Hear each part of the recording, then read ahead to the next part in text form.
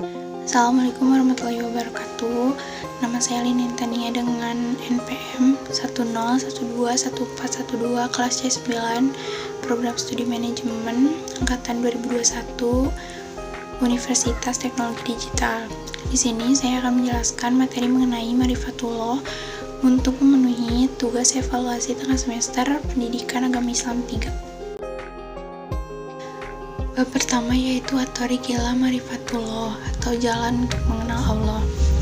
Jalan untuk mengenal Allah bisa melalui berbagai cara, di antaranya melalui ayat-ayat Allah.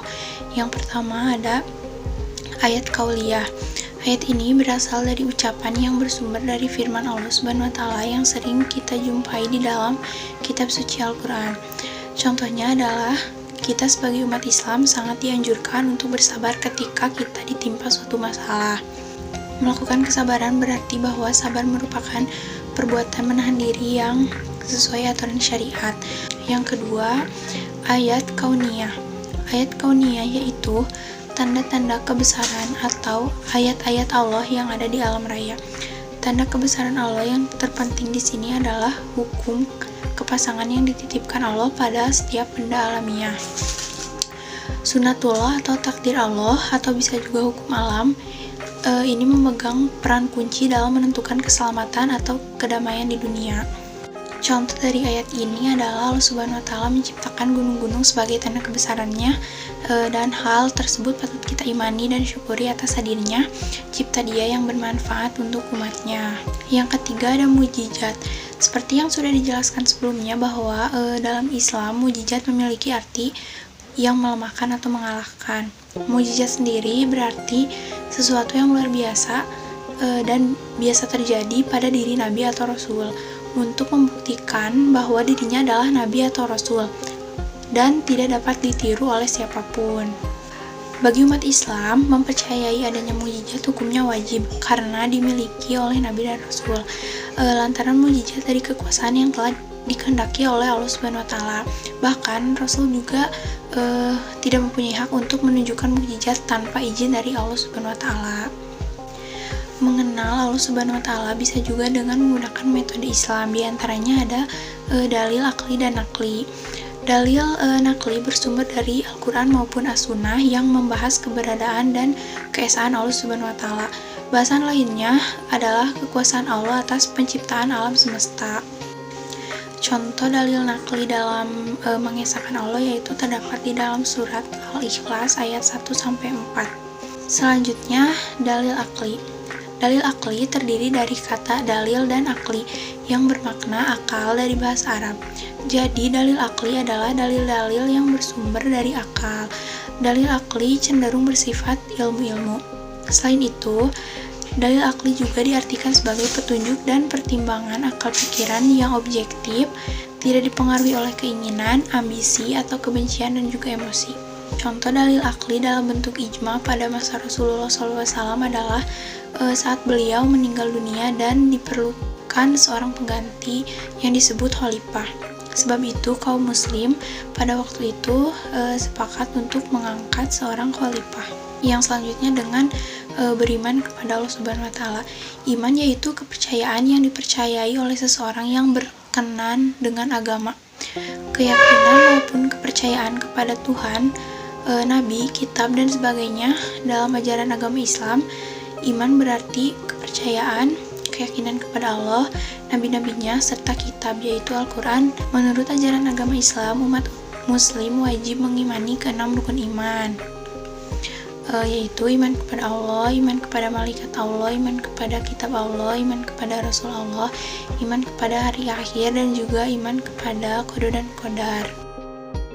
Bahasan selanjutnya itu bab 2 mengenai al-mawani fi ma'rifatullah atau penghalang manusia dalam mengenal Allah. Ada dua hal yang menyebabkan manusia dihalangi untuk mengenal Allah, yaitu yang pertama ada maradus syahwat dan juga maradus syubhat. Yang pertama, maradus syahwat atau sifat yang berasal dari penyakit syahwat. Contohnya yaitu seperti yang pertama ada fasik atau orang yang keluar dari jalan Allah Subhanahu wa Ta'ala. Orang fasik melakukan dosa besar karena tidak lagi peduli terhadap perintahnya. Ciri-cirinya yaitu seperti melanggar perjanjian manusia dengan Allah, memutuskan hubungan silaturahmi, serta berbuat kerusakan di bumi. Adapun jenis-jenis fasik ada dua, yaitu ada fasik kafir dan juga fasik fajir. Untuk fasik kafir yaitu dia tidak beriman, terus juga mendurhakai Allah dan masuk ke dalam kesesatan. Sedangkan untuk fasik fajir yaitu orang yang sudah masuk Islam dan tidak menyekutukan Allah tetapi tidak taat atas perintah dan larangan agama. Yang kedua ada takabur atau sombong. Sebab-sebabnya takabur yaitu bisa jadi karena merasa apa yang diucapkan benar sehingga menganggap orang lain salah. Yang kedua gila pujian. Yang ketiga merasa banyak ilmu, harta, namun lebih fatalnya ada orang yang tidak kaya tetapi dia bersikap sombong. Yang ketiga ada zolim. Zolim yaitu perkara yang ditempatkan pada tempat yang bukan semestinya. Contohnya yaitu zolim kepada Allah, zolim kepada orang lain, zolim kepada diri sendiri, dan juga zolim terhadap sesama makhluk Allah. Yang selanjutnya ada dusta. Dusta yaitu sikap bohong dan pengingkaran terhadap ayat-ayat Allah Ta'ala. Yang selanjutnya sifat yang berasal dari penyakit subhat. Subhat yaitu samar, kabur, ataupun tidak jelas. Penyakit subhat yang menimpa hati seseorang akan merusakkan ilmu dan keyakinannya sehingga jadilah perkara ma'ruf menjadi samar dengan kemungkaran. Contohnya pertama ada ragu-ragu. Sebab terjadi ragu-ragu yaitu diantaranya minim ilmu syar'i, lemah iman, dan juga lalai dalam mengingat Allah. Yang kedua ada penyimpangan. Sebab-sebabnya itu kebodohan terhadap akidah sahih, ta'assub, dan juga berlebihan serta lalai. Ketiga ada lalai. Lalai dibagi menjadi dua, yaitu diantaranya lalai yang disengaja seperti kesengajaan manusia yang melupakan ayat-ayat Allah Subhanahu wa Ta'ala, dan yang kedua lalai yang benar-benar tidak disengaja seperti halnya doa Nabi dalam surat Al-Baqarah ayat 28. Untuk pembahasan selanjutnya itu bab 3 mengenai al-adilah ala wujudillah atau bukti keberadaan Allah.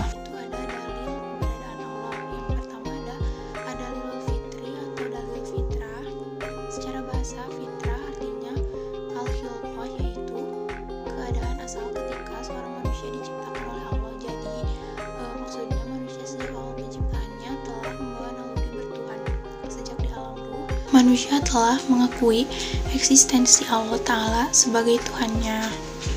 Yang kedua ada dalilul hisyi atau dalil yang dapat diindra.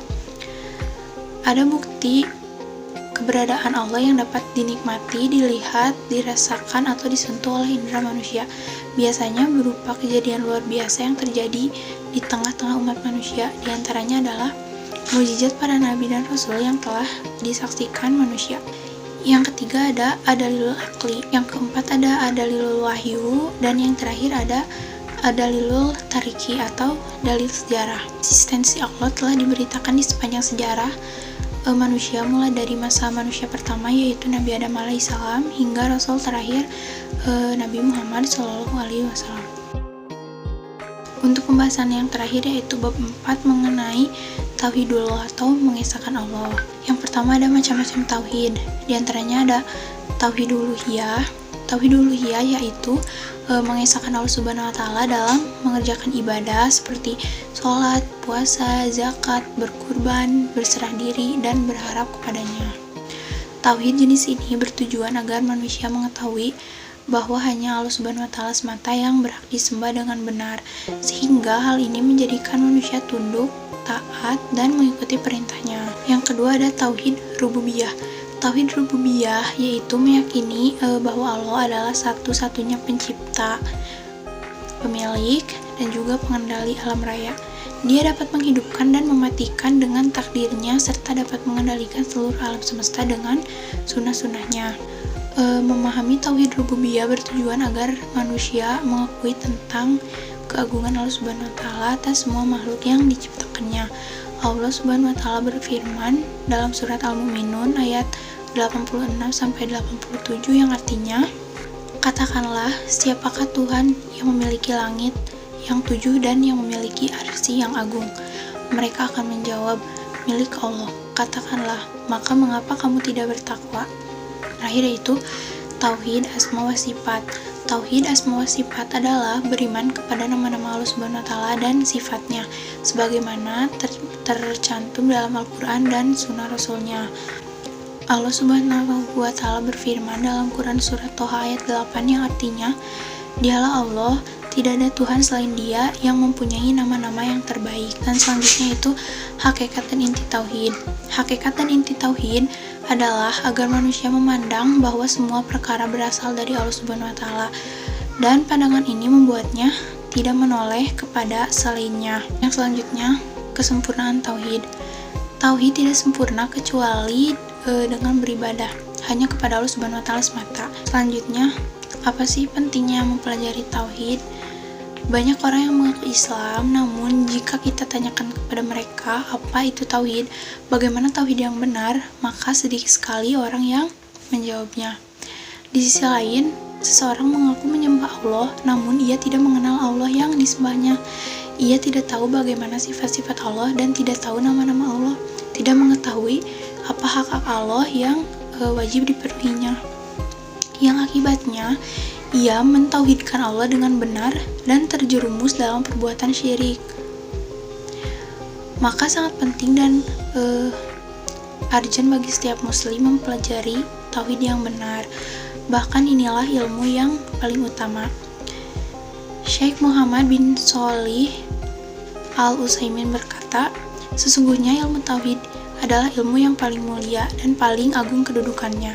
Setiap muslim wajib mempelajari dan mengetahuinya, serta memahami ilmu tersebut, karena merupakan ilmu tentang Allah Subhanahu wa taala, tentang nama-namanya, sifat-sifatnya, dan hak-haknya atas hambanya." Sekian yang bisa saya sampaikan. Mohon maaf apabila terdapat banyak kesalahan. Wassalamualaikum warahmatullahi wabarakatuh.